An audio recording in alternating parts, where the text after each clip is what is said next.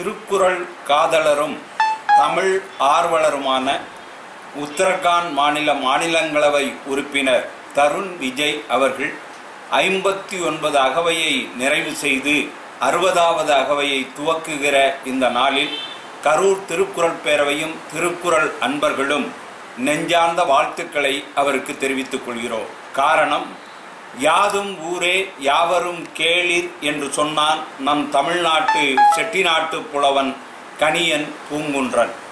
அதை இன்றைக்கு மெய்ப்பித்துக் கொண்டிருக்கிற ஒரு மிகப்பெரிய இளைஞர் இயக்கத்தை நடத்தி கொண்டிருப்பவர் தருண் விஜய் அவர்கள்.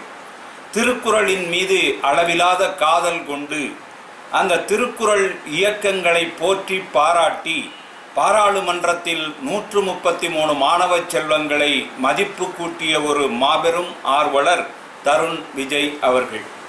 பல மாநிலங்களில் பாடத்திட்டங்களில் திருக்குறளை இணைக்க வேண்டும், திருவள்ளுவத்தை இணைக்க வேண்டும், தமிழ் புலவர்களை இணைக்க வேண்டும், தமிழ் வரலாற்றை பின்னி பிணைக்க வேண்டும், தமிழை உலகளாவிய மொழியாக ஆக்க வேண்டும், திருக்குறளை செம்மொழியில் வந்திருக்கிற இந்த திருக்குறளை இந்த மைய அரசு ஏற்று அங்கீகரிக்கிற உயர்தனி நூலாக ஆக்க வேண்டும் என்பதற்கெல்லாம் தொடர்ந்து குரல் கொடுத்து கொண்டிருப்பதோடு தமிழகத்திலே நடக்கிற பாரம்பரியம் மிக்க மகாமகம் உள்ளிட்ட எல்லா விழாக்களிலும் கலந்து கொண்டு தமிழர்களை மகிழ்ச்சிப்படுத்தி வருபவர் தருண் விஜய் அவர்கள்.